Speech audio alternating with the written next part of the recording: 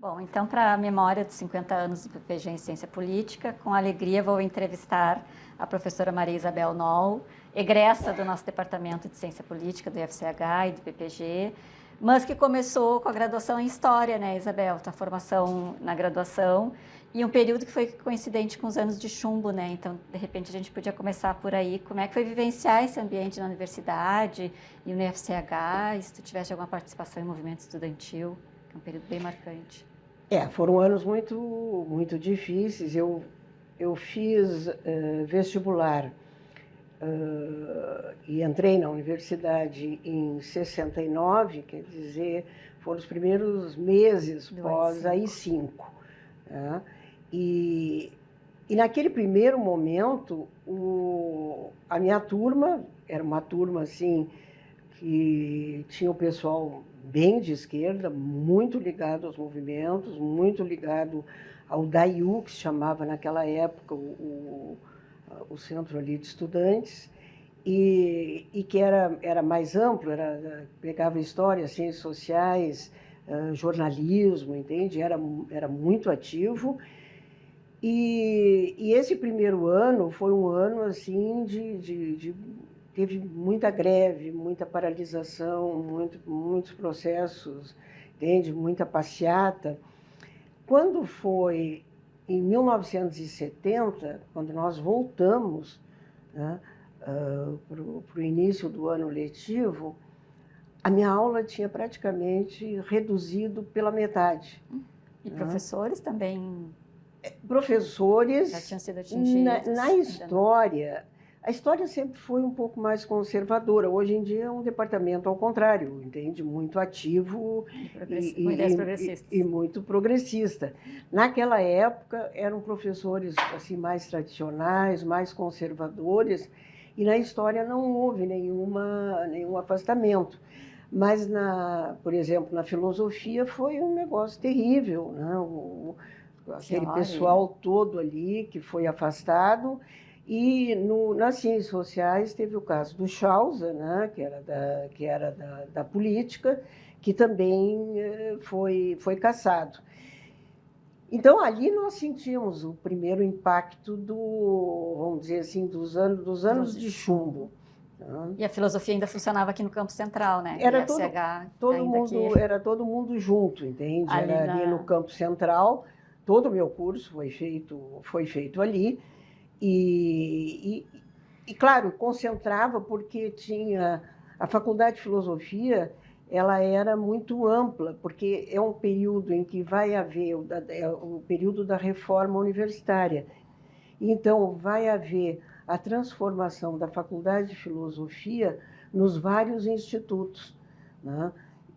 Mas antes a Faculdade de Filosofia pegava a física, a química, a matemática, o próprio jornalismo, letras, história, ciências sociais. Bem ampla. Era muito amplo, né? E isso integrava muito, era um negócio importante em termos de participação política. Eu acredito que seja entre 70 e 71 se criam os institutos.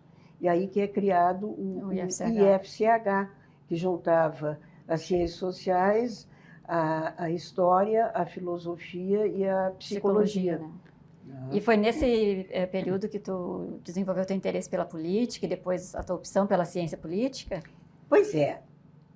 Aconteceu o seguinte, eu fui para a história pensando muito Eu gostava, no colégio gostava, estava muito em dúvidas, eu ia para a economia, ia para a história, acabei indo para a história, mas era um pouco algo indefinido, o quê? Havia uma dimensão quase assim, adolescente da questão da história e a arqueologia, tá? Mas a arqueologia, obviamente, eu logo descartei. Eu não era inglesa, não morava na Inglaterra, não tinha dinheiro para fazer pesquisa, jamais ia conseguir ir para o Egito, ressuscitar túmulo de faraó e coisa parecida.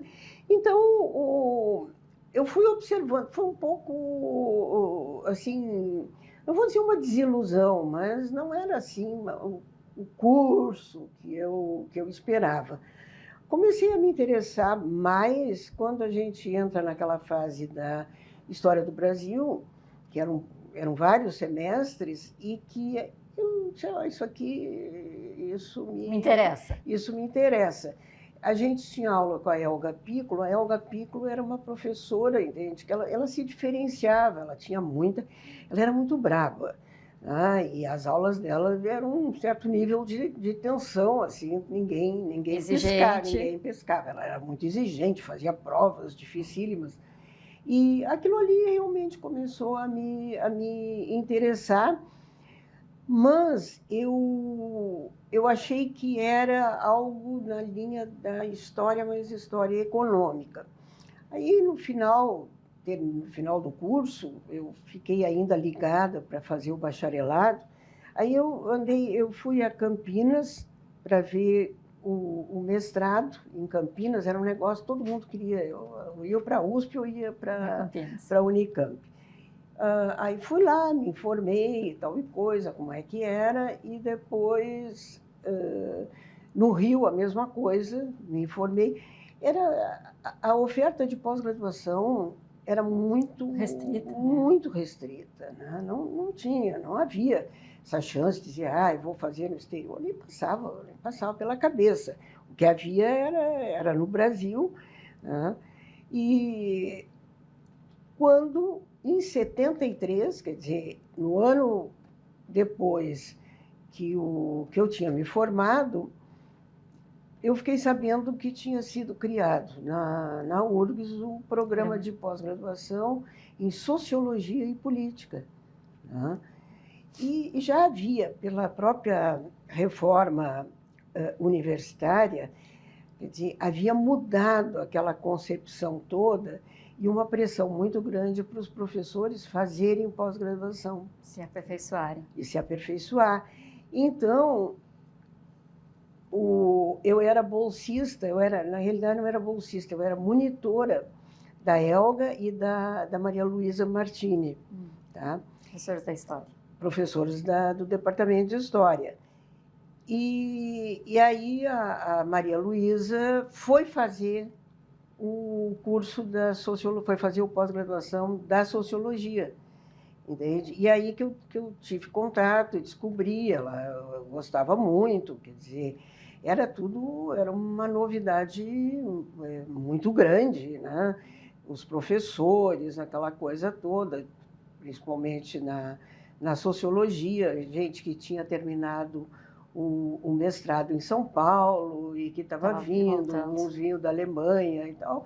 Então, era um negócio muito efervescente, entende? Mas o programa de pós-graduação, ele tinha turma bianual. Não havia como, não havia vamos dizer, professores e espaço para dar todas esses seminários, né? Porque o programa de pós-graduação, por incrível que pareça, ele foi criado no nível de mestrado, mas o grau de exigência era, assim, um negócio impressionante, era quase, quer dizer, eram 48 créditos. Nossa! Né? Cada seminário, quando terminava, a pessoa tinha que fazer um paper relativo ao assunto do seminário. Então, aqueles 2 anos, eles eram de uma intensidade tal que ninguém pensava na dissertação, não dava tempo. Tá? Era fazendo disciplinas. Fazendo disciplinas e fazendo trabalhos para as disciplinas. Isso, hoje em dia, é impensável. Tá? E aí tu cursava tanto disciplinas da sociologia como da ciência política? Podia, era livre, e claro que a expectativa era que realmente tu fizesse mais naquela área que tu tinhas escolhido. Como era junto, tá? Essa primeira turma, que é uma turma que reúne muita gente que era nosso professor, entende? Por exemplo, a Maria Luísa tinha sido minha professora, a Mercedes fazia parte dessa turma, a Maria Assunta Campilongo, a Sônia Laranjeira, quer dizer, eram os professores dos departamentos que vinham para fazer o mestrado. O mestrado significava uma titulação bastante razoável, entende? Quer dizer, Fazia uma distinção para a época, que não tinha muitas oportunidades. Não resta dúvida que fazia a distinção.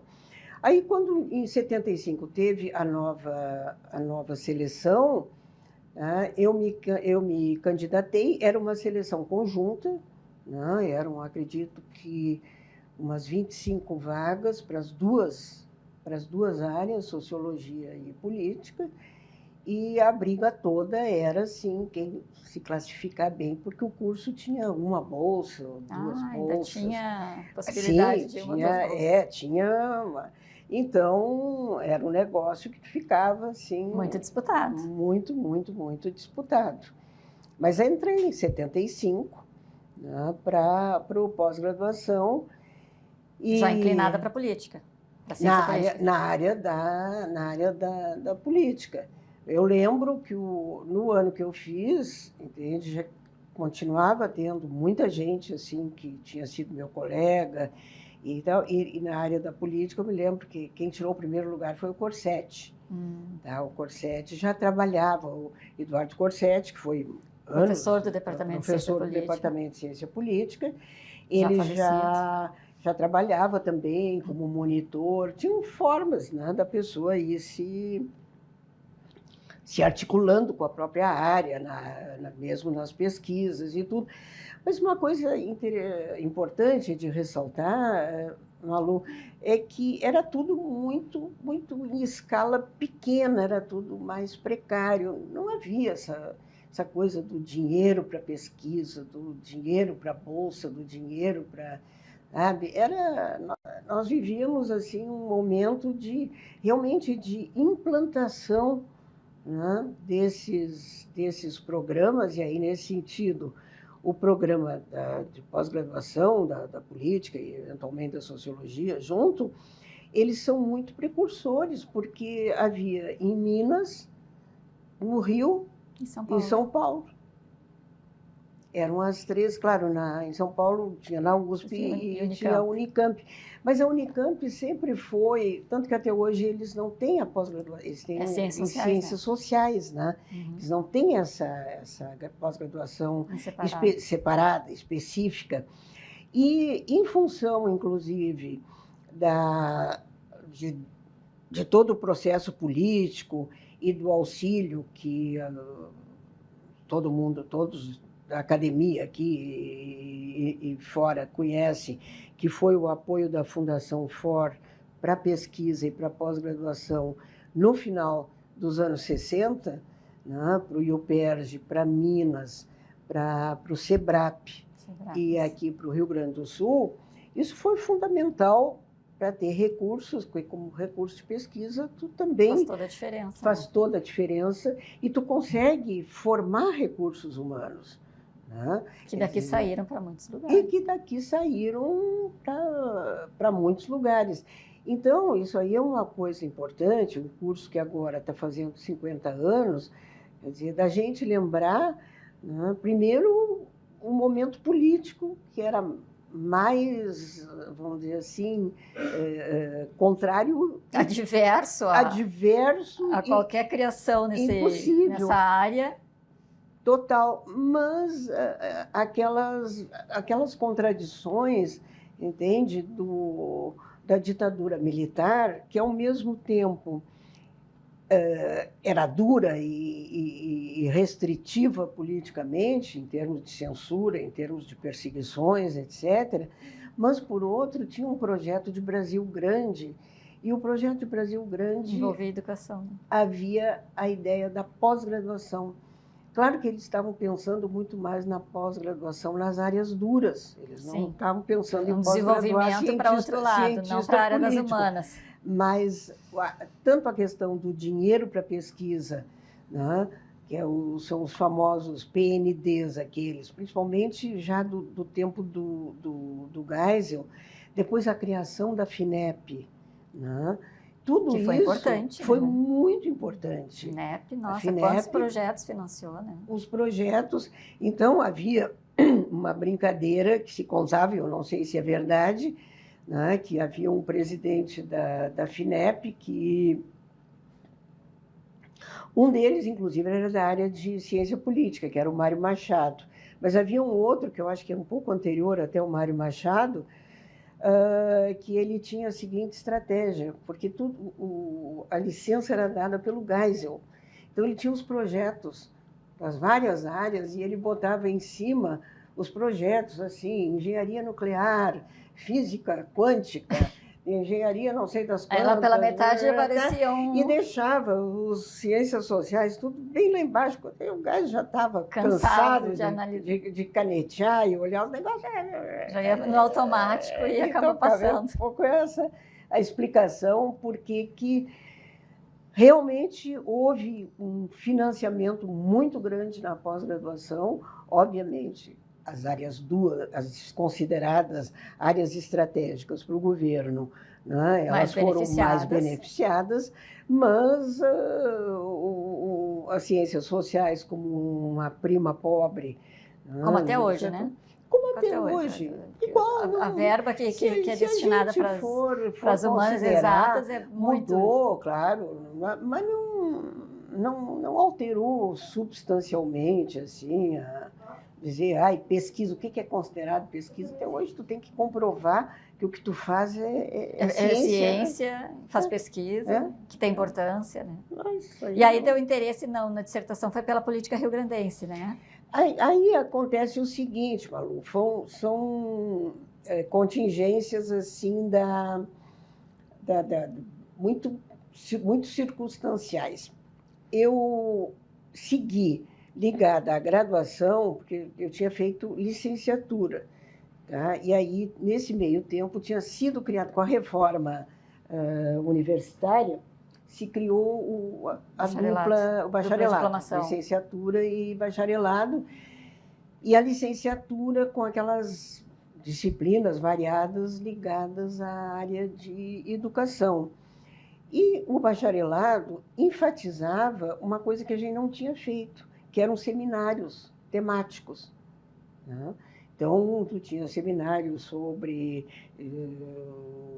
economia brasileira, desenvolvimento econômico na América Latina, ou políticas, entende, no Rio Grande do Sul e tal, e conforme, inclusive, aquelas alturas, as especializações que os próprios professores iam fazendo, começou muito uma relação, que pode-se dizer, entre a atividade de pesquisa do professor e a docência. A docência, que antes não havia, né? Tinha um distanciamento. E aí, com a especialização, vai também se dedicando... Sim, era até coisas assim, na história, vamos dizer assim, é mais complicado, vamos dizer, uma pessoa, como havia um professor que a gente gostava muito, que era o Sony. O Sony era responsável por toda a parte de história antiga. Uma pessoa no Brasil vai fazer pesquisas sobre Egito, Grécia, Roma, não dá, né? Ele pode ser uma pessoa extremamente bem informado, com muita leitura, com muita bibliografia, mas ele não vai ter linhas de pesquisa, entende? Ainda mais naquele período com mais restrição à comunicação, à internet. Agora tem outro mundo que tu acessa, né? Agora a vida é outra, né? Então, o que aconteceu? Para concluir o bacharelado, eu tinha que fazer um TCC. Né? E eu disse para a Elga, em um determinado momento, eu disse, professora, eu gostaria muito de ver como é que foi a participação política do Getúlio Vargas na Assembleia aqui do Rio Grande do Sul. Aí ela me disse, Isabel, eu já tive uma aluna que se interessou, disse que não tem nada, que vale a pena, que não tem não sei o quê. Realmente, o que era a Assembleia Legislativa era aquela coisa de ficar todo mundo falando bem do Júlio de Castilhos e do Borges de Medeiros, não devia mesmo, eu calculei que não devia. Mas alguma coisa deve haver. Aí fui para lá e realmente tinha coisa, dava, catando... Esmiuçando bem. A gente acha. Como diz uma vez uma professora que disse assim, torturando bem os dados, eles dão algum resultado. Eles falam. Mas eu sei que aí eu fiz um TCC, era um negócio desse, um calhamaço desse tamanhão, claro, botava as passagens de discurso, não sei o quê. A Elga gostou muito. E aí eu já estava fazendo seminários, né? Coincidiu de começar o mestrado e fazer e terminar a graduação. Isso ano de 75. 75. E eu tinha que fazer uma monografia, entende, para o Elgio. Tinha feito um seminário que era sobre pensamento político brasileiro, uma coisa assim, e tinha que fazer um paper. E aí eu disse, vou juntar a fome com a vontade de comer. Vamos facilitar um pouco Vamos facilitar as coisas. E eu tinha uma colega, que foi minha colega de mestrado, que é a Célia Pinto, e nós articulamos conjuntamente, porque ela também ela tinha feito o TCC sobre Júlio de Castilhos, e eu fazia sobre o Getúlio. Eu disse, vamos vender o nosso peixe conjunto, entende, para o Elgio, e ele gostou muito, achou ótimos trabalhos e tal e coisa. E a partir daí, entende, eu entrei na temática do Rio Grande do Sul. Né? Eu disse, bom, agora eu quero saber a continuação dessa história, e resolvi pegar, então, os partidos políticos no Rio Grande do Sul, tá? Para ver como é que tinha se dado a passagem do regional, que era aqueles do PRR, Partido Libertador, aquela coisa, para a obrigatoriedade. Aliás, não é obrigatoriedade, para a relação deles com a Revolução de 30 e como isso tinha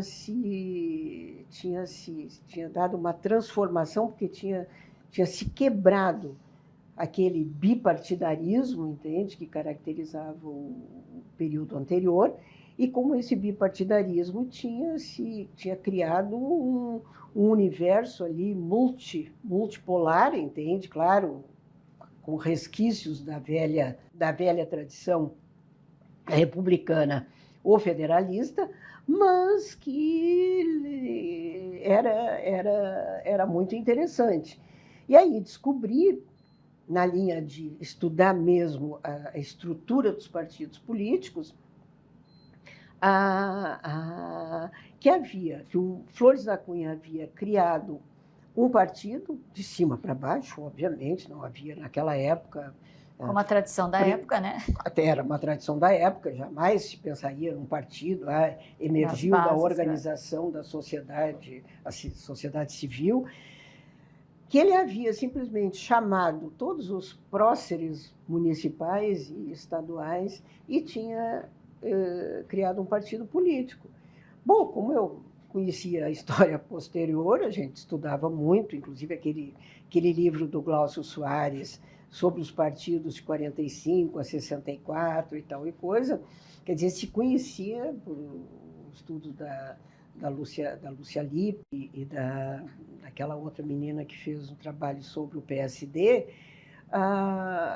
esses partidos, boa parte deles tinha sido criado de cima para baixo. E o PSD simplesmente reproduziu aquilo que o Flores da Cunha tinha feito no Rio Grande do Sul. Quer dizer, chamou os intendentes, os prefeitos, os delegados, os juízes, os médicos, a elite municipal e tal, e criavam e fundava um partido.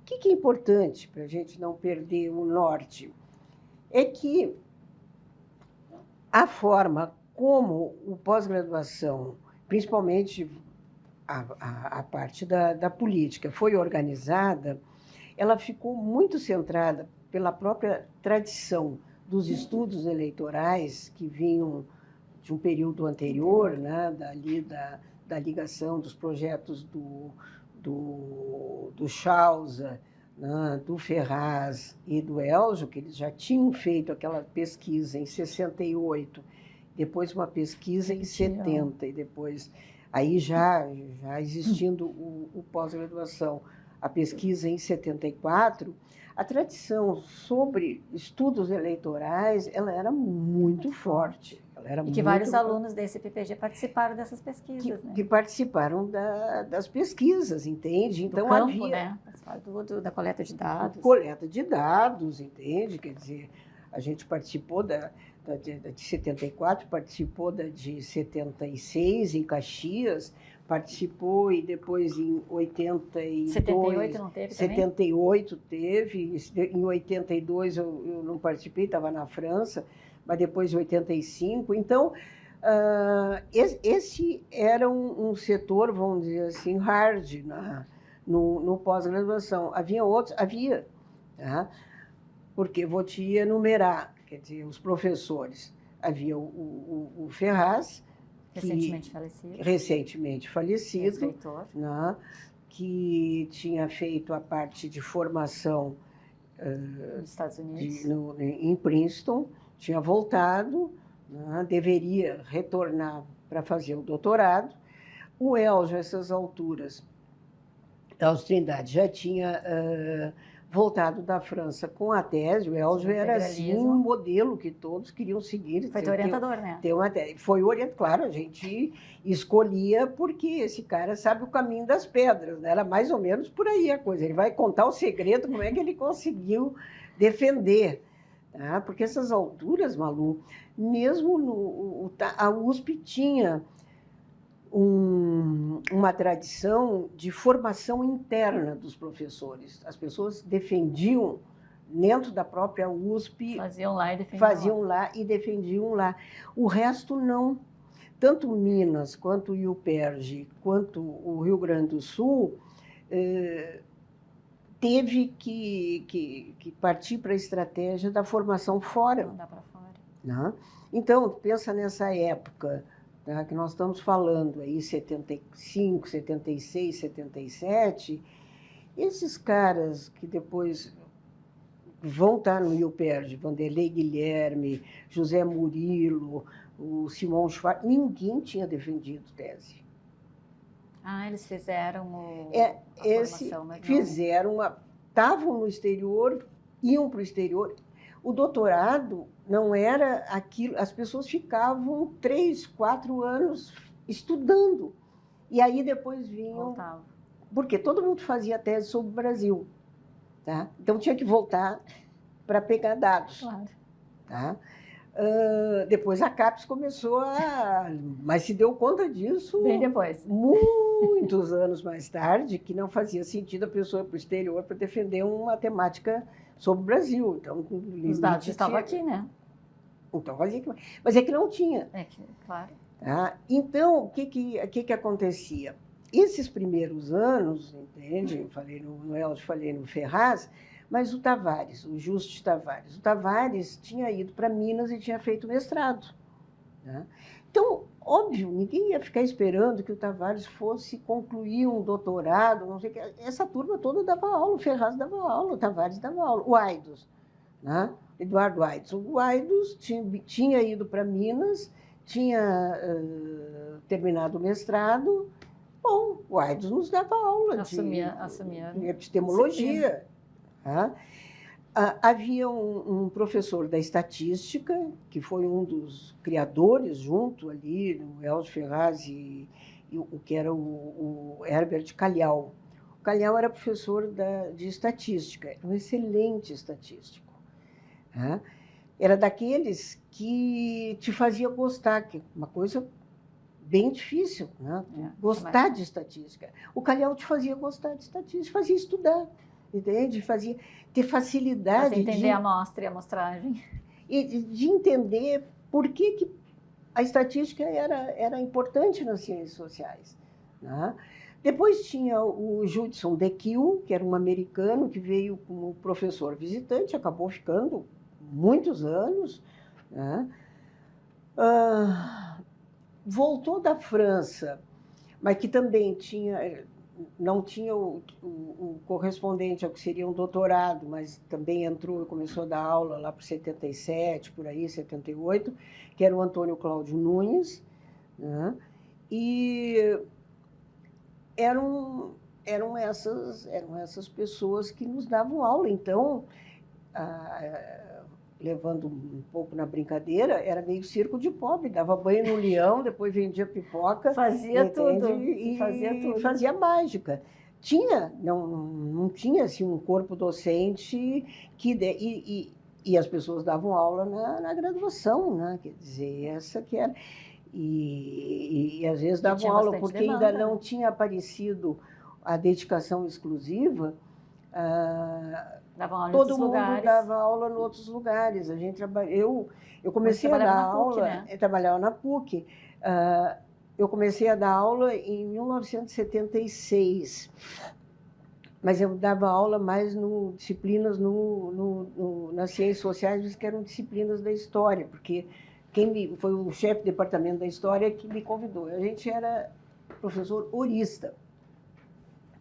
Que era um contrato bem precário, né? Era um contrato bem precário, tá? Mas, diferente do colaborador de hoje, ele era sine die, entende? Tu entrava como horista e ia ficando, tá? Passava 20 anos, tu seguia sendo... Não tinha um contrato com prazo determinado. Não Diferente tinha. do substituto de hoje, que tem 2 anos tem no máximo. Prazo. Não, tu ia ficando. Tá? Tanto que o meu contrato na URGS começou, isso aí, em 76. Como horista. Como horista. Aí aconteceu o seguinte, Tu ainda não tinha defendido quando começou como horista? Não tinha defendido a dissertação? Não tinha defendido, estava começando, estava fazendo o projeto, entende? Para fazer a dissertação. Aí, por umas conjunturas da época, entende? Em 76, 77, por aí, o Ferraz foi ser pró-reitor. Não me lembro de que, eu acho que era administração, uma coisa assim, era o Melo Jobim, que era o reitor. Ele foi ser pró-reitor. Bom, ninguém é pró-reitor meio expediente, né? E aí ele saiu da coordenação do curso. Ele estava de coordenação, ele estava de coordenador desde nessa época. O início, ele foi o primeiro coordenador e ficou, entende? Um tempo. De 73 a 76. E aí ele sai, entende? E abre espaço para... E aí elegem, ou era o vice, eu não me lembro, o Elgio. Só que o Elgio ficava muito na PUC, naquele IESP, que era um instituto de pesquisa. De estudos sociopolíticos. Uma coisa assim. Tá? E ele ficava mais lá, e aí não podia ficar, e ficou meio se dividindo. Aí, acredite se quiser, como eu tinha um contrato de horista, me arrumaram um contrato de 30 horas de horista, em que eu ficava 20 horas na secretaria do curso de pós-graduação. Tapa-furo. Para abrir, não. Foram duas coisas. Dava aula e na secretaria? Eu dava aula depois de tarde, em geral, os cursos da história, tudo de manhã. Aí, nós ficamos, o Ferraz foi para a pró-reitoria e levou a nossa secretária, que era a Isabel. E nos mandaram o Décio Schauren de secretário. Foi o primeiro secretário, então, do... Foi. O Décio foi fazer política sindical nas URGS, antes de ser vereador. E menos tempo tinha para... Aí o Décio um dia me disse, Isabel, a minha esposa entende muito de contabilidade, né? E porque a gente bebia água naquelas coisas de prestar contas e não sei o quê. Aquele emaranhado burocrático. E aí veio a Ilga Schauren. E a Ilga Schauren... Funcionária emérita. A Ilga Schauren, esse curso não pode fazer absolutamente nada sem mencionar a Ilga Schauren. Sem mencionar, fazer uma grande homenagem à Ilga, que foi a alma da secretaria, entende, desse curso, até ela depois ir para a Secretaria do IFCH, na direção que ela também deixou saudade. Que também deixou saudade. Porque é uma pessoa extremamente competente, séria. Dedicada, séria, uma coisa assim, entende? Quando eu entrei no PPG, ela era secretária. Era secretária, ela foi até praticamente 2000, 90 e tantos, uma coisa assim.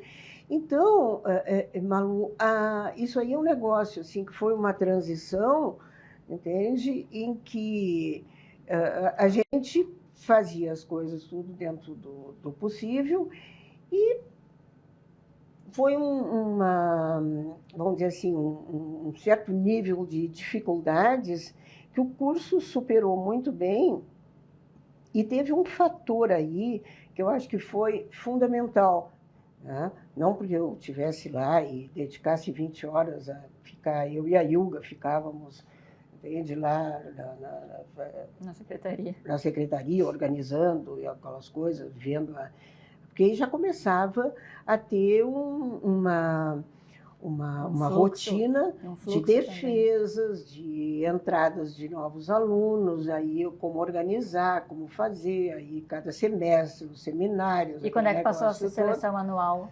Porque no início era bianual, como tu disseste. Ela foi ainda, eu acho que... Anos 80? Talvez nos 80. Ah, tá, então esse início ainda se manteve bianual. Esse início manteve umas 3 ou 4 turmas foi ainda bianual. Isso aí deve ter o registro, deve ter isso bem. E uma coisa que foi extremamente importante nesse período foi o convênio com a FINEP, que realmente aí deu um up foi que alavancou. Que alavancou, entende? Porque, de alguma forma, como ele funcionava a partir de projetos... E aí o financiamento foi para um projeto do PPG ou de professores em específico? Do PPG. Do PPG. Tá? Aí alavancou como um todo. Alavancou como um todo, numa época que hoje tu vai dizer isso é um absurdo, em que todos os professores que eram do PPG e estavam ligados a algum projeto, porque aí tu anexava os projetos Sim. que o PPG tinha, eles recebiam um adicional salarial que eu acho que dava uns 20%, 30%. Era um bom dinheiro. E aí tinha também verba para contratar bolsista? Tinha verba para bolsista, tinha verba para viagem, tinha verba, entende? Aí era aquele negócio que modernizou, sabe? Deu assim uma organização no funcionamento do curso, na própria burocracia. Foi foi diferencial que fez diferencial, isso aí não resta a menor dúvida, e foram muitos anos, porque isso começa, se a minha memória me ajuda, começou em 77, né? E vai 78, 79, 80, se foi embora, nós fomos mudando daqui e dali, mas eu acredito que até 97, 98, quase 2000, ainda havia financiamento da FINEP. Foi essa coisa de financiar professor, isso já não era assim vamos dizer, o padrão. Parte tá? Mas, assim, principalmente contratação, material permanente, essa coisa de modernizar computador. Isso aí, a FINEP foi, fundamental para a estruturação do curso. Aqui no PPG foi que mais ganhou, Minas e Rio também tiveram esse aporte do IUPESG, tu lembra? Eu não sei se todos os programas de pós-graduação fizeram. Nós fizemos copiando o CPDOC, porque da Fundação Getúlio Vargas, porque a FINEP praticamente assim ela bancou a organização do CPDOC. Aí era dinheiro pesado mesmo, né? Mas eu não tenho informação, devia ter, né? Mas ela inclusive tinha essa dimensão de financiar algumas organizações privadas, quer dizer, a própria FGV, né, não era necessariamente o mesmo estatuto de uma universidade e tal coisa, e havia esse financiamento. Como depois a FINEP se transformou, né, bastante numa investidora empresarial, né, que ela mudou um pouco esse lado aí, dizer, não, é a academia, mas por muitos anos, e isso foi extremamente... E tem um fator interessante, que quando houve, em um determinado momento, a mudança, eu acredito que eu estava na França, mas quando houve a mudança, que a FINEP não, como é que se diz, não financiou, né, pessoal de apoio, a universidade incorporou todo o pessoal de apoio. Então, quem trabalhava como bolsista virou da universidade, virou funcionário. Então, tem muitos casos assim. Bom, e aí a própria IUGA, que foi incorporada, que para nós foi assim um grande ganho. Um grande ganho, entende?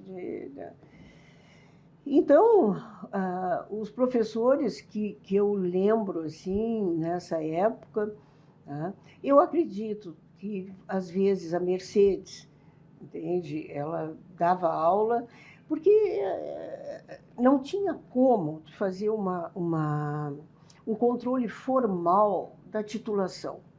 Senão, não ia, e isso acontecia com a grande maioria dos cursos. Então, o que acontecia? As pessoas voltavam, estavam praticamente terminando os seus doutorados e eram incorporadas, entende? Eu saio em 80. É isso que o próximo ponto que eu ia perguntar. Teu doutorado, tu escolheu a França e o ano que tu foi para lá? Eu fiz a seleção da CAPES, porque a CAPES fazia uma seleção local. Tu mandava o projeto, né, já com alguns dados, até carta de aceite ou coisa assim, para eles não perderem tempo. Eu acho que com pessoas que depois ia dar problema de ter orientação, tu mandava tudo isso aí para Brasília, e aí vinha uma comissão na cidade para entrevistar os candidatos. Um processo demorado, então tinha que ser com antecedência para fazer toda essa organização, né? Uns 2 anos antes já se organizar. Então, eu lembro de ter feito a entrevista, inclusive antes da minha defesa da dissertação. Né? E até, para minha surpresa, mas eu acho que eu lembro muito bem, era aquele Olavo Brasil de Lima Júnior e um outro professor, que eu acho que era o Leôncio Martins Rodrigues, que vieram entrevistar. Isso foi, eu acho que, 79. E aí a CAPES me mandou um negócio lá, dizendo que estava aceita, que eu ganhava bolsa e tal e coisa. Só que aí eu me apavorei, entende? Porque eu tinha que defender. Foi aquela correria, acho que foi a época na minha vida que eu mais chorei. Que a gente ainda naquela época chorava bastante.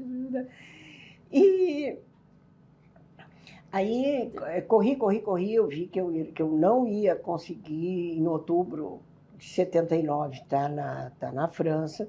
Escrevi uma carta para a CAPES, justificando tudo, e pedindo que eles me dessem a bolsa em 80.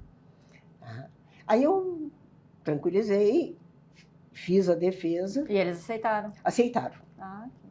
Aceitaram, fiz a defesa e... Quem é que estava na tua banca? Tu lembra? A minha banca, lembro. A minha banca a banca naquela época eram três professores junto com o orientador. Era o orientador e mais 2. Foi o Aidos, né, e a Maria do Carmo Campelo de Souza. Tá? que o dia que eu recebi a notícia que a Maria do Carmo vinha para a banca, eu nunca mais dormi. Tu ficou tendo insônia até a defesa. Porque foi bem na época que tinha saído aquele livro dela, que é um clássico. Que é um clássico, né? Que é um clássico, assim, né? Não pode passar pela ciência política. E eu olhava aquela fotografia e dizia, essa mulher deve ser muito braba, vai me arrasar, assim. Mas ela foi muito legal, assim, fez uma crítica e tudo e tal. Não, foi muito a minha defesa foi muito tranquila, fiquei muito contente. E aí comecei a me preparar para ir para a França. Naquela época, gente, para que se tenha noção do tempo, assim, já era 1980, mas não tinha internet. O telefone era caríssimo. Não, a ligação internacional era... Uma ligação internacional era absurda. Passagens caríssimas. Era tudo caro. Uma viagem de avião, entende? Era caríssima. A passagem era bancada também pela CAPES. Não era só a bolsa lá. A CAPES realmente eles pagavam tudo. E eu ia para a Sciences Po é paga, né? E muito bem paga. Então, era um negócio assim. E agora tu ia para 4 anos, né? Eu me lembro assim, de meu Deus, é uma vida, assim, né? Me desfiz as minhas coisas, dei as minhas roupas. Era um ir. E teu orientador lá já estava tudo acertado. Um ir para não voltar. Meu orientador lá estava acertado. Em 80, teve um negócio no Rio, teve aqui em Porto Alegre também, que eram os festejos do cinquentenário da Revolução de 30. E aí, acho que foi o próprio CPDOC, o FRJ, alguém fez um congresso, acho que foi lá por julho, eu estava no Brasil ainda, e convidaram estrelas de todos os continentes, não só daqui, e onde veio esse professor que falava português muito bem, que eu me surpreendi, que era o Alain Rouquier. O Rouquier tinha feito uma tese sobre a Argentina. E tinha morado... que também lemos do Rouquier na graduação, né? Na graduação. E ele tinha morado muitos anos na Argentina e tal. Eu acho que ele veio falar sobre peronismo e varguismo, alguma coisa assim, nesse negócio do CPDOC. E eu pensei cá comigo, disse, poxa, esse cara aí, várias vantagens. Em primeiro lugar, ele conhece o tema. E segundo, fala português, não que eu tinha intenção de ficar só falando português com ele, mas ajuda quando tu está chegando, né? É complicado. Aí eu fui falar com ele e ele prontamente disse, não, sem problema, tu quer, eu te mando uma carta e tal e coisa. E já me deu as referências dele. Quando eu fui, em setembro, já... Foi fácil, então, Não, essa parte realmente foi muito fácil. A parte, vamos dizer assim, mais complicada, apesar de... Olha, isso é uma coisa importante de ressaltar, não é? Para puxar o saco dos nossos velhos professores. Mas o nível dos nossos seminários, as leituras que a gente fazia, o que se aprendeu no mestrado, foi muito bom. Foi muito bom. Eu senti, pela primeira vez na vida, eu senti que eu tinha dado um up. Né? Custou, não foi assim um ano depois, não, foi... Muito seminário, né? Era muita coisa, era muita leitura, era muito negócio. Então, a questão toda foi, entende, em termos comparativos, eu dizer, não, claro, tu tá no exterior, tu tá na Sciences Po, é diferente, obviamente é. Agora, tinham coisas, às vezes, que eu pensava assim, nossos seminários, era uma manhã inteira. Acho que até hoje né? Os seminários na Sciences Po, no doutorado, era 1h30. Ah, tá. Aquele negócio assim, o aluno faz a apresentação, o professor faz a crítica. Um pequeno comentário e acabou. Vai para a biblioteca. Vai ler e estudar. Vai ler e estudar. Então, havia muito desse negócio de jogar com o aluno. Tem autonomia, né? Tem autonomia, tu vai te virar. Tem que correr atrás. Não era assim esse negócio, tu tá na aula e aí discute, aí o professor... Né? E aquela velha hierarquia, né? muito cara. A França, eu sou Herr Professor, e o resto são os alunos, né? Mas eu aprendi muito. E tinha muitos estrangeiros na tua turma? Muitos. Ou tu sentiu... Não, tinha muito estrangeiro, tá? Tinha canadense, tinha alemão, tinha espanhol, tinha árabe. Mulheres também? Tinha bastante mulher. Tinha um guri que eu nunca me esqueci, que ele se apresentava como macedônio, que naquela época não existia. Não existia no mapa oficial. E que para mim foi uma coisa muito chocante. Acho que foi umas primeiras, segundas férias, que ele teve um atentado num aeroporto, acho que foi na própria França mesmo, e ele morreu no atentado. Morreu não estava envolvido em nada, entende? Morreu como vítima, o nosso colega macedônio. Mas eu fiquei, Malu, eu vim uma vez ao Brasil. Nesses 4 anos? Nesses 4 anos, para pegar dados. E aí tu redirecionou para... Não ficou na política rio-grandense, né? Não, o projeto já tinha sido de política nacional. Para dizer a verdade, eu segui na temática de partidos políticos e saí do Rio Grande do Sul. Foi um negócio assim, meio que agora vamos ver a continuidade. O meu projeto inicial partia da seguinte pergunta: por que no Brasil não tem um partido socialista forte?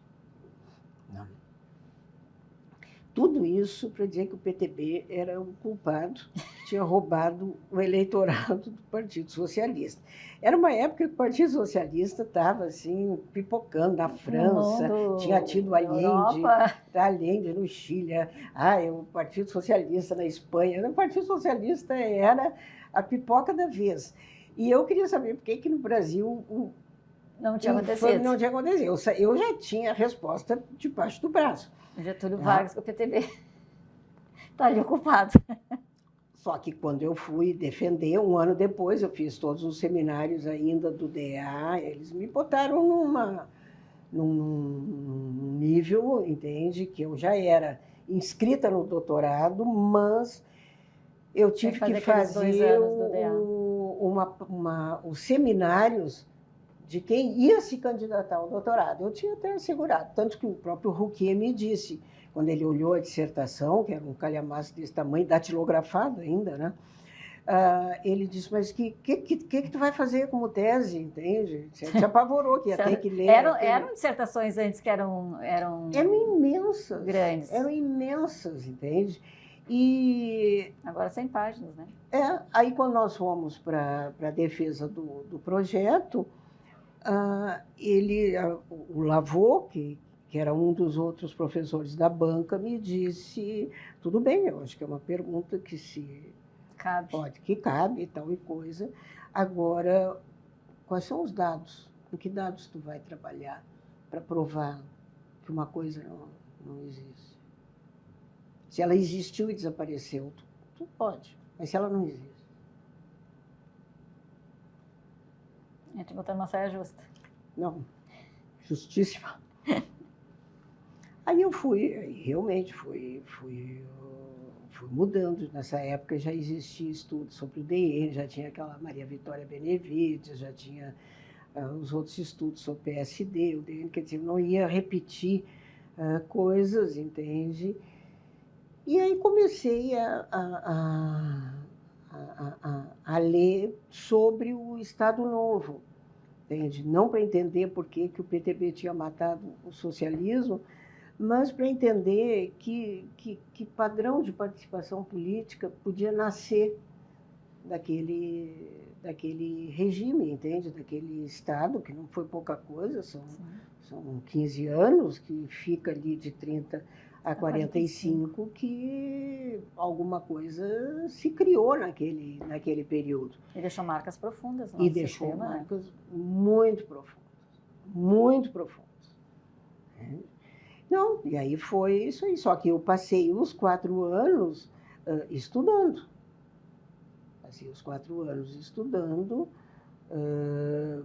Quando eu terminei, eu sabia o que eu queria. Eu tinha material suficiente, tal e coisa. Só que eu voltei, já tinha terminado a licença, os 4 anos, eu voltei a dar aula e nasceu a Tereza. A Tereza, não vou ser aquelas mães que dizem não defendi a tese por causa da criança, não defendi porque também eram muitas atividades e voltei aí sim, dentro do convênio do CAPES-COFECUP, que é outro ponto importante para o pós-graduação, para realmente escrever. Para escrever. Aí sim foi um ano produtivo, fiquei um ano na França. Tu voltaste em 85, 84? Eu voltei da França em 84, metade de 84. E assumiu aulas? E assumi. Para dizer a verdade, eu não... Tinha uma greve. Eu me lembro que teve... Aquela época, mais greves era impossível. Era o fim do governo Figueiredo, né? Era um negócio assim. Eu já estava... Era uma loucura. 84, 85, 86 foram anos de muita... A transição. Mas eu falei uma coisa que eu acho que é importante da gente relembrar para o curso, que é o acordo CAPES-COFECUP. Convênio com... com a França. O primeiro que foi criado foi, eu acho que em 80. Foi o ano que... 80, 81. Foi o ano que eu me lembro que já estava lá na França. E o acordo nesse primeiro momento, aliás, nesse primeiro momento e os posteriores, que ele foi renovado várias vezes, tinha uma bolsa de pós-doc, mas tinha uma bolsa de doutoramento. E essa bolsa de doutoramento, ela era... Mandou vários alunos. Ela mandou o primeiro que eu lembro... Ano, né? Acho que um por ano foi um tempo. Foi praticamente quase que... o primeiro que foi o Antônio Cláudio, que aí foi fechar a formação, eu acho que o Antônio Cláudio ficou 3 anos, 3 ou 4 anos. Aí depois... O Arturi. O caso do Arturi. O caso do Arturi, também 4 anos ficou o Arturi. Uma outra menina que aí... Era um negócio assim, porque com as regras elas vão... Tinha uma excelente aluna de graduação, que era a Ana Paula Lopes. E nós fizemos a experiência de mandar a Ana Paula sem mestrado. Ana Paula foi encaminhada via CAPES-COFECUP para entrar direto no doutorado. Quer dizer, claro que depois ela lá teve que fazer o DEA e tal e coisa, mas a CAPES aceitou, entende, de mandar. Então, isso aí foi um outro elemento muito importante para o desenvolvimento e a consolidação, né, foi um peso muito grande da França como formadora. Foi, mas por outro lado tinha... Mas outros também, né? Mas os outros também. E tu tem a Alemanha com financiamento, tu tem os Estados Unidos. E o curso teve, porque depois, eu acho que nós estávamos na França, o Abílio e a Clarissa, o Abílio Baeta Neves e a Clarissa, voltaram da Alemanha. Né? E o Abílio automaticamente foi incorporado. Né? E aí, vamos dizer assim, é o lado da importância, entende, das instituições, né, e da perspectiva alemã. Né? O Abílio estudava outra, já era uma outra linha. Né? Então, o CAPES COFECUB, ele se estendeu, ele teve alguns períodos assim, que eu acho que foi renovado. Ele começou com a Sciences Po, depois eu acho que ele passou para a École, e depois, essa última leva foi com a École Normale Supérieure, né, que também teve, que vários alunos foram, o Rodrigo Bordignon, esse pessoal. E convênio também, que não só tinha a bolsa de doutoramento, como tinha das missões, né, Isabel? E tinha as missões. 3 meses, Isso, era 3 meses, 6 meses. Fizeram essa... Muita gente. E vinham os professores de lá. Na contrapartida vinham os professores que era a contrapartida, que foi um negócio muito importante, porque esse pessoal vinha e dava curso. Eu no mestrado tive quando veio, eu acho que o PECO, né? O PECO pode ter vindo, veio o Ranger, veio o PECO, veio o Rouquier, veio um outro, que agora me foge um pouco o nome, que também deu um curso interessante, tá? Veio uma outra professora, a gente vai perdendo os nomes. Veio muita gente. Eu acho que foi assim o PECO, acho que foi quando eu estava no mestrado, eu peguei esse convênio de ir e vir de troca de docentes. Que para nós também foi importante a nossa formação, ter esses professores. Mas aí que tá. Eu acho que o curso teve isso, sempre assim, uma coisa muito aberta nesse sentido. A pessoa está em Porto Alegre, está vindo para tal instituição, está vindo, né? Traz para conversar com os alunos, traz para... É uma socialização, é uma vivência e vamos dizer, é um aprendizado, né? Que quando eu me lembro que era uma coisa assim, quando eu era aluna do PPG, que era assim, um negócio que a gente ficava muito encantada, era de ver os professores que a gente lia, né? Aquela coisa, encontrei a bibliografia, né? Depois, com a frequência, hoje em dia, dos congressos, a ANPOX, a BCP, a LACIP, a ALAS, essas coisas todas, tu te acostuma. Acaba ficando mais comum, né? Não, democratizou muito, assim. Mas antigamente, que tudo era muito distante... esses intercâmbios fizeram diferença. Não, é a oportunidade de ir para outro país, onde tu, né? Mesmo que seja por 3 meses, que tu faz esses contatos todos, e aí eles virem também para cá, é super importante. Mas além da docência e da pesquisa, tu também te envolveu com cargos administrativos, né, Isabel? E aí, então, chefia de departamento, coordenação do PPG, isso aí foi uma coisa assim que sempre era um pouco essa desculpa. O pessoal que está no PPG, porque eu voltei, obviamente eu tinha mestrado, não estava titulada, nem achei que eu devia me botar no PPG, eu não fui dar aula no PPG, mas a contrapartida foi assim, agora tu assume as responsabilidades os encargos da graduação. E realmente, naquela época, o departamento... Já tinha se separado, né? Não tinha. Não, era pior ainda, porque havia um chefe de departamento de Ciências Sociais e depois tinha os coordenadores de cada área. Né? Isso na tua volta da França. Na volta da França. Porque depois teve a separação e tu foste daí de novo, né? Aí porque aconteceu o seguinte, logo em seguida que eu voltei da França, né?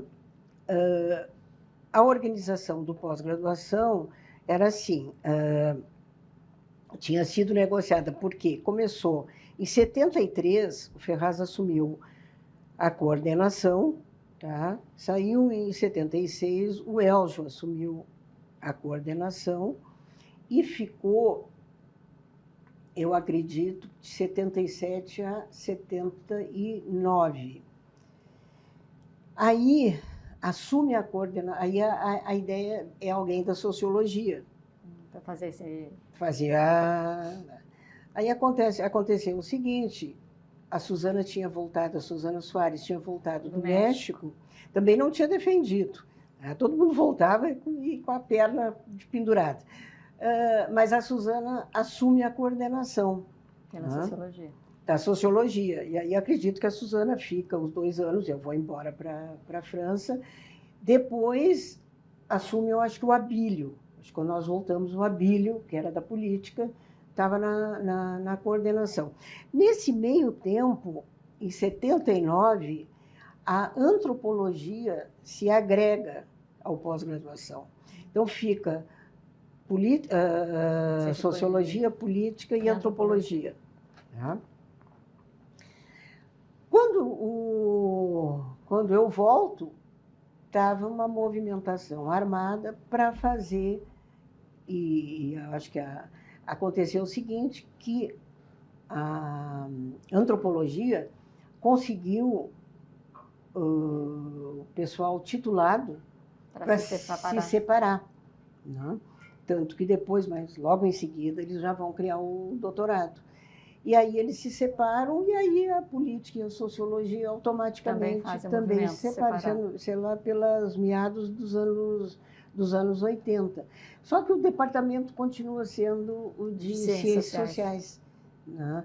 Com essas coordenações, entende, de cada área, e que dá muito trabalho, porque é uma negociação, entende, entre 120 professores, uma coisa completamente absurda. Quando eu entrei na graduação, ainda estavam juntos, depois que teve a separação, aí, final dos anos 80. Após separa antes, e aí acontece que começa a se tentar fazer a separação dos departamentos, mas a separação dos departamentos ela só vai ser feita em 93.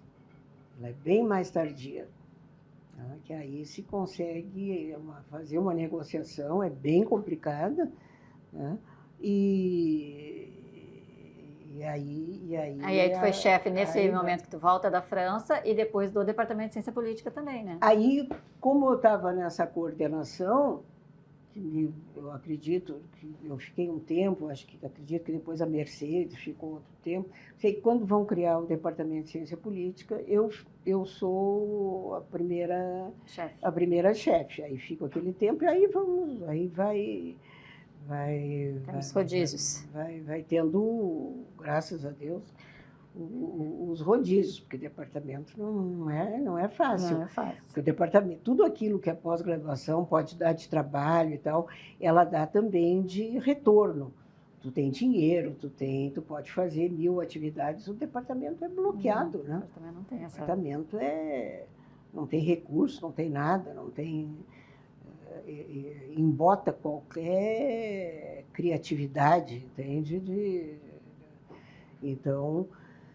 E, bom, aí acontece que, nesse meio tempo, eu praticamente fui terminando a minha tese, e aí sim, aí eu entro, acredito que em 94, 95, eu começo a dar aula no PPG. E quando tu volta para a defesa, tu só volta para a defesa? Só volto para a defesa. Não, fui um mês e meio antes e... Não, já tinha mandei tudo por... Aí, aquela época, isso é 2000, já existia fax. Existia que já deixou de existir. Fax e existia pendrive. Então, já foi assim, não. Mais fácil. Foi um progresso sem tamanho, assim, né?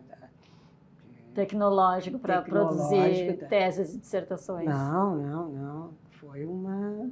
Não, tem os notebooks Até os PC de doméstico foi um avanço também. Foi um negócio. Agora foi uma coisa assim, de uma rapidez impressionante. Quando nós voltamos,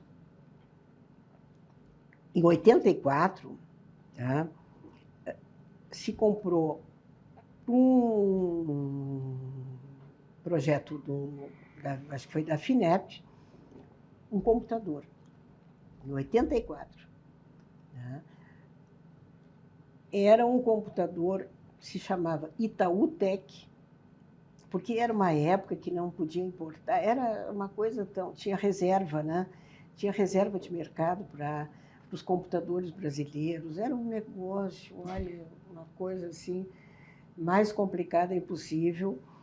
E tu botava, para tu ter ideia, uma coisa hoje em dia que o pessoal não... Impensável, que tinha um flopzinho em que tu botava um disquete desse tamanho, os bolachão aqui. Os bolachão com o sistema operacional. Nossa. Da coisa. Tu botava o sistema operacional, ele aí, reconhecia, ficava, aí pum, tu tirava o sistema operacional, aí o bicho ficava pensando. Aí tu engatava o teu disquete com o programa que se chamava WordStar, que fazia Foi lá para o Nupergs esse, não foi? Tá, foi lá para o Nupergs. Foi uma modernidade, assim, atroz. Me lembro que eu não sei se tu chegasse a fazer essa formação, que nós contratamos um aluno da informática para nos dizer o que era. Não, eu não cheguei. Lembro do Arthur e da Nádia, que o pessoal todo, nós ficávamos assim, os três embasbacados. O guri dizia assim: vocês estão vendo aqui, essa tela está aqui, a gente está vendo isso aqui, mas essa coisa se expande infinitamente. Eu nunca entendi essa coisa daqueles números todos, que a coisa se expandia infinitamente. Mas foi, não, para tudo, né, Malu? Para pesquisa. Nossa, foi um salto assim. Era tudo muito difícil. Quando nós estávamos no mestrado, o xerox era difícil, estava começando. Tinha uma vítima que pegar o livro emprestado e aí passava uma lista, porque eu acho que nem dentro da universidade tinha máquina de xerox. E aí ia lá no centro e fazia... Para todo mundo e trazia. As 20 cópias, assim, e levava. Uma vítima, né? Sim. Tinha que sair com um pacotão, para depois distribuir para os colegas. Cada vez era um que fazia. E cobrar, né? Ainda tinha uns miseráveis que não pagavam. Então, era tudo assim, muito... Mas depois, eu acredito que foram 10 anos heróicos, tá? De 73, digamos assim, a 83, 84, quando as coisas se firmaram. E a prova... E dali, inclusive, a prova de que esses anos heróicos, eles tinham uma estrutura sólida, é que os 3 cursos conseguiram sair. Sim, né? Se encaminharam, entende? E prosperaram. E em seguida, todo mundo pensou no doutorado. Por incrível que pareça, a política... Foi a última a fazer o doutorado, mas eu acho que foi um certo purismo, assim, entende? De ter recursos humanos e de ter linhas de pesquisa estabilizadas e ter consolidado esse negócio docente, tudo muito, né? Mais consolidado, entende? E uma ênfase muito grande, que também foi importante, de alguma forma. Ela foi plantada, né, anteriormente, mas que se desenvolve muito nos anos 80, que é o vínculo com a Argentina, com o Uruguai, com o Chile, com os irmãos latino-americanos. E era uma perspectiva de política comparada, né? Que era uma forte. Eu falei nessa turma toda, do Tavares Aires, né? Eu lembro, eu acho que foi em 78, de ver, acho que foi o Elzo, não sei quem falou, e disse, tem um professor que está vindo dos Estados Unidos, a esposa dele trabalha na educação, e ele tem doutorado em ciência política. Era assim, uma caça, não, tirou o alvo, tem doutorado. E eu me lembro direitinho do Baqueiro chegando no pós-graduação, no PPG, e em seguida ele foi incorporado, e foi legal, porque o Baqueiro, não só ele tinha era pesquisa quantitativa, né? A pesquisa, e outra, o DQ, que nos dava análise de dados, e era o cara que participava dessa parte mais técnica, computacional, das pesquisas eleitorais. O DQ tinha voltado para os Estados Unidos, tinha ido embora. Então, estava meio... Estava assim, meio a questão em aberto, porque quando eu fiz as disciplinas de mestrado, a parte de estatística era dada pelo Calhau, a parte de análise de dados era dada pelo DQ, que era esse americano, e havia uma epistemologia que era dada pelo Aidos, né? Então, tinha uma boa formação metodológica e tal, e aconteceu, que eu acho que foi lá por 78, o Calhau foi para Brasília, foi trabalhar, acho que na CAPES, ou alguma área do governo, e o DQ foi embora para os Estados Unidos. Então, tinha esses reveses aí. O Baqueiro vem assim, quer dizer, ele não só tinha essa tradição de política comparada, de partidos e pesquisas eleitorais, como ele entendia muito dessa parte quant. Tá? Então, foi muito... A vinda dele foi muito importante. E nos encaminhando aqui para os nossos finalmente, na tua avaliação, assim, olhando para esses 50 anos, quais as principais contribuições assim, que tu apontaria do PPG de Ciência Política da URGS para a área no Brasil? Assim? O PPG de Ciência Política, Malu, ele tem uma... Eu não sei bem, talvez não seja esse o termo, mas ele é um berçário, né? O que nós fornecemos de professores para o Brasil inteiro... Várias universidades. Várias universidades, e não é assim dizer, não, estamos lá no interior do não sei do quê, do fim do mundo. Não, gente, nós temos professores de ponta nas melhores universidades. Então, isso talvez seja o maior capital que um curso possa ter, entende? O que ele faz, assim, em termos de formação? A gente tem trabalhado, nós temos um banco de dados muito grande, tá, sobre... Uma das linhas que se desenvolveu, e foi bem recente, ao longo do tempo, tu conheces, obviamente, né, que era sobre, não só essa sobre a história do Rio Grande do Sul, mas sobre elites, né? E depois de um tempo, já nos anos 2000, depois de ter passado por atividades de gestão universitária, etc., o Elzo começou uma pesquisa sobre as elites acadêmicas na área de ciências sociais.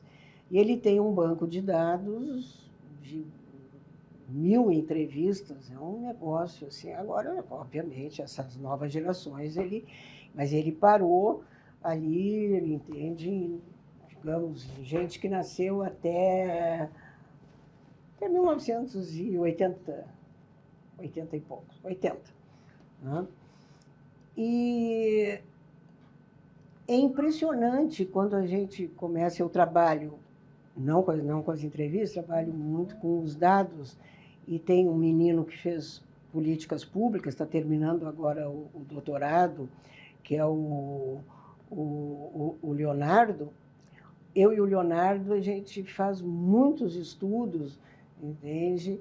De, por exemplo, de pegar quem são os orientadores, pegar toda, tá? E quem são os orientadores e de que instituição eles vêm. E como eu disse, tu faz mapas, assim, é muito legal, é muito interessante. Quais são as instituições de formação, o peso. E aí vê bem a circulação. Aí tu vê muito a circulação dessas elites. Quem formou, inclusive se divide por gerações, quem formou a primeira geração, quem formou a segunda geração. A primeira, a segunda, até a terceira geração, ela é formada predominantemente no exterior. Precisa, né? Não tinha onde formar. A USP trouxe, né? Teve alguns que eles trouxeram. A USP fez a importação dos franceses, aquele negócio todo, e aí eles fazem essa formação interna. Trazendo isso, mas o resto saiu, inclusive a importância da Flaxo, né? A faculdade essa latino-americana de ciências sociais, a Flaxo do Chile, a importância dos exílios, né? Como foi isso aí, foi um negócio que também os exílios ajudaram no sentido de as pessoas estavam no exterior se formar e aí acabavam, entende? Faz o doutorado, Então, isso tudo teve um peso muito grande, é muito interessante, né? Então, eu te diria, olhando assim a vol do Azul, eu acho que essa é a maior contribuição do PPG. Ele formou, entende? Formou pessoas, não formou só para dentro, entende? Formou também, mas ele formou, entende? Se tu entra nessas universidades novas, Unipampa, ali a fronteira sul, e vai embora. Paraná, e lá para cima, várias do Santa Nordeste. Catarina, a Federal de Santa Catarina é impressionante. Não é só uma gauchada, mas e tu olha a predominação de departamentos, assim, tu vem cá, a URGS que se faz reunião de departamento, assim, e a mesma coisa, dizer, todos por nome, né? Pode olhar e dizer, conheço todos por nome. Todos por nome. A mesma coisa vale, né, para o Maranhão, a mesma coisa vale para o Ceará, a mesma coisa vale para o Pará, entende? E quer dizer, tu olha e diz, puxa vida, mas olha, fulano está lá, fulano está aqui. Eu acho que essa realmente é, assim, a grande contribuição. E outra é que as áreas foram, que ao sabor, em 50 anos, obviamente, as temáticas vão mudando, né? Foi também a incorporação de novas temáticas, tá? Questão feminina, por exemplo, que era uma coisa que nos anos 70, quer dizer, vamos fazer um seminário sobre, não tinha nem bibliografia, entende? Não conseguia, não tinha abertura para isso aí. E hoje em dia, obviamente, é uma área importante, quer dizer, produz, tem, né? Então, eu acho que esse é uma questão extremamente interessante de se... E deu origem a vários núcleos, a vários centros, alguns mais ativos, outros menos ativos, outros... Lembro de um centro que começou muito ativo, que se chamava CEDEP, que era sobre a bacia os países da Bacia do Prata. E que nasceu, era um professor que veio, depois saiu e tal, e que também começou e depois não foi. E outros que se mantêm, entende? Tem o Nupergs, a gente não chegou a falar, porque eu sei que tu deixou uma entrevista exclusiva para o Nupergs, né? Também, foi que 79, hoje em dia ainda mantém, e hoje é banco de dados, mais é banco de dados, mas tem ainda um lado ali de documentação, mas o mais importante é a parte de dados eleitorais e os dados principalmente sobre a gestão municipal, né, que a gente desenvolveu bastante, mas Não, eu acho que tem muitas coisas. E ter mantido, eu acho que uma qualidade, né, o vínculo com a América Latina. Isso não é comum em todos os pós-graduação. Claro, tem um problema fronteiriço, sim, tá? A proximidade. Mas hoje em dia isso já não é mais um impeditivo. Temos vinculação porque Montevidéu, tu vai tá logo ali. Tá logo ali, tu sai, já tá, vai à reunião depois do almoço e volta. Não, hoje em dia não se justifica, principalmente para os argentinos, que tiveram uma dificuldade maior de formação doutoral. Eles custaram a criar. A universidade na Argentina, ela foi muito mais dizimada pela ditadura do que a universidade brasileira. Aquela contradição que eu brinquei lá no início, entende? De que os caras davam dinheiro para as áreas duras, mas tu acabava recebendo alguma coisa. Lá não aconteceu. Os caras simplesmente, a universidade... Dizimaram, acabaram. Quem não mataram foi para o exílio, foi... Não, é um negócio... Então, acho que isso aí também foi um fator, entende? De auxiliar, se fez o próprio pós-graduação, fez muitas atividades conjuntas que para eles foi importante, vieram alguns se formar aqui também, né? Vieram se formar aqui, tanto Uruguai quanto Argentina. Então, acho que isso é um fator, assim, entende, que o curso pode se orgulhar, porque um curso, ele necessariamente não vai só se orgulhar dos méritos, os meus professores, as minhas estrelas, isso, aquilo, mas daquilo que também ele contribui para o desenvolvimento dos outros. Que ele deixa como legado, né? Que deixa como legado. E acho que, nesse sentido, o curso ele foi um elemento importante na região sul, né? Nós fomos muito importantes para a criação do PPG de Ciência Política da Federal do Paraná, né? Quer dizer, como professores, ir lá, dar aula, ajudar, até que eles se autonomizassem e caminhassem com as próprias pernas, por sinal, são um excelente curso, estão muito bem. E assim, a UFPEL, tu olha, né, a lista dos professores lá da UFPEL também, Santa Maria, olha, né, todo mundo formado. Então, eu acho que Malu, eu acho que é o grande mérito, entende, que o curso possui. Ele formou, tá? Ele tem um lastro e tem o que mostrar, né? E para encerrar, tu gostaria de dar uma mensagem assim para os pós-graduandos da ciência política? Quem está iniciando nessa área e dando seus primeiros passos? Os pós-graduandos, para vir para a ciência política, os pós-graduandos, os graduandos, né, que têm interesse na ciência política, né, eles têm que, vamos dizer assim, olhar em termos de perspectiva o que é um cientista político e o que ele vai fazer, e como é que ele vai se inserir, né, no mercado. Antigamente, a gente pensava no cientista político como alguém que ia para a academia, ia para fazer academia, ia ser pesquisador, né, e dar aula. Uns até era só dar aula, nem pesquisador. A dupla função quase que foi assim obrigada por lei, né? Hoje em dia, um cientista político ele vai fazer isso também, ele pode fazer isso, né? Mas o campo se abriu de tal forma, né, e obriga o cientista político. Antigamente, o cientista político podia ser alguém com uma ampla formação, né, que envolvia, muitas vezes, o pessoal vinha do direito, uma formação jurídica, tu tinha que entender de teoria sociológica, né?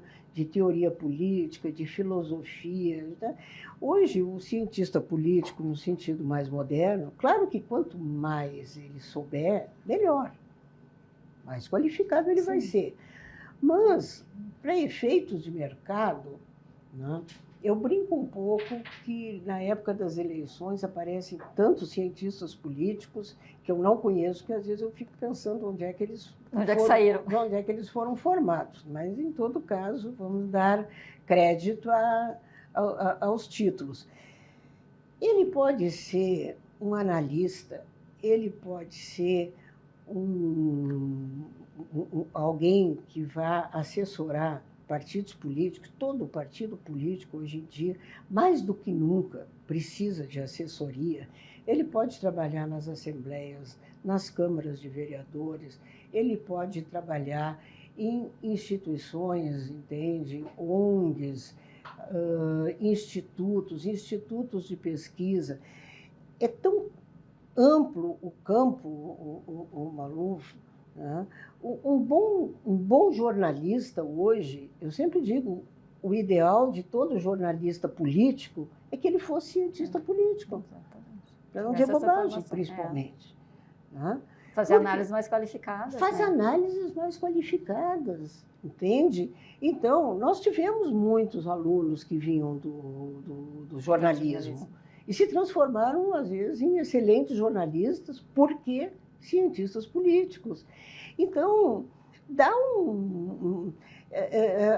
a ciência política, ela dá aquilo que, sem querer criticar, mas até que por necessidades da própria profissão, no jornalismo é a superficialidade. Né? É muita notícia, muita análise, é muita coisa rápida. Tá. O cientista político, ele aprende a ter paciência frente aos dados. Né? Ele para, ele pensa, ele não aquele mergulho. Ele não se rende às eventualidades e aquelas facilidades daquilo que está num primeiro momento. Então, não quer ser professor, não quer ser pesquisador, que vai ter que preencher o lápis todos os dias de noite em casa para não ficar atrasado. Não precisa ser. Não precisa. A academia, hoje em dia, não é mais o único caminho. Pelo contrário, eu acho que existem, entende, hoje, empresas e um campo muito vasto, em todos os sentidos, em que o cientista político, como analista político, ele pode atuar e ter espaço. Né? Eu acho que, e nesse sentido, o próprio currículo do pós-graduação, eu acho que ele ajuda bastante. Né? Na época que eu fiz o curso, nós tínhamos, eu me lembro de considerar isso uma base que foi muito boa para mim, que era análise política, história do pensamento político brasileiro, né? Teoria política, né? Epistemologia e análise de dados. Todas disciplinas importantes na formação da ciência política. Todas disciplinas importantes, e aquilo tu tem que aprender. Tá? Na graduação não dá tempo de tu fazer tudo isso. Agora, no pós-graduação, dá. Faz as leituras, faz o... Bom, Isabel, muitíssimo obrigada. Isabel, que foi minha professora na graduação, no pós-graduação. Muito boa, excelente aluna. E que também fui bolsista do NUPERGS. Também foi bolsista. Muitíssimo obrigada. Eu que agradeço e fico muito contente de estar presente ainda nos 50 anos do curso que eu vi nascer. E que participou. Era isso, então. Obrigada.